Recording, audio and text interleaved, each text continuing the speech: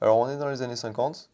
Pour la première fois, une compagnie aérienne propose de faire, comment ça s'appelle, de relier New York à Stockholm en passant par-dessus le pôle Nord, qui raccourcit nettement le temps de trajet. Donc la compagnie, c'est la SAS, qui est une compagnie aérienne scandinave qui existe encore aujourd'hui, et donc qui avait besoin, comme outil, une fois de plus, pour équiper ses pilotes de montres qui ne déréglaient pas à cause des champs magnétiques émis au niveau du pôle Nord.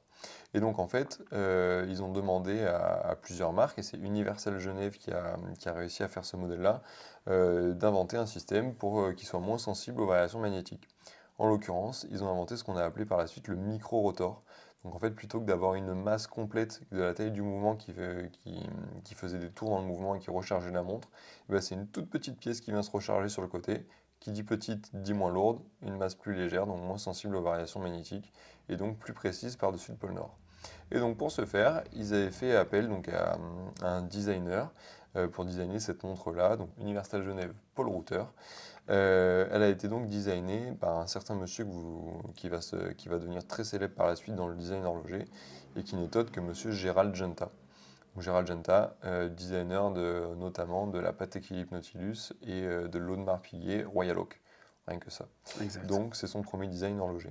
Premier design horloger de Gérald Genta. Et Exactement. on retrouve, selon toi, déjà les codes de Gérald Genta, enfin ce qu'il va faire dans le Alors, futur. c'est un peu les prémices. Alors, Hmm. certains diront qu'on retrouve vraiment les bases de ce qu'il va faire par la suite, etc. Alors, on est quand même 20 ans avant. En tout cas, il y a des choses qui sont très distinctives et qui sont vraiment très marquées sur cette montre-là.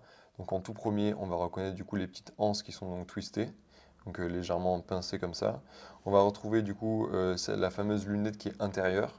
C'est une lunette du coup en acier qui est très brillante comme on peut la voir, mais qui est sous le verre et qui donne un design qui est enfin, vraiment très peu commun.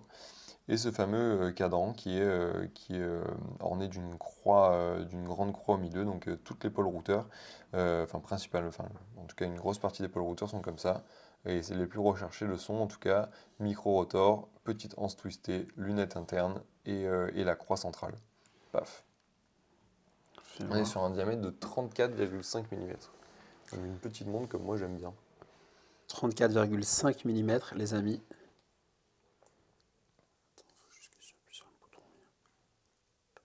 Voilà, 34,5 mm, les amis. Très joli, qui peut aller à un homme ou une femme aussi. Exactement. Alors là, elle est positionnée sur un bracelet en métal. Ça peut très bien fonctionner aussi sur un bracelet cuir. Voilà, très jolie petite montre, très discrète, mais qui ne passe pas inaperçue au poignet.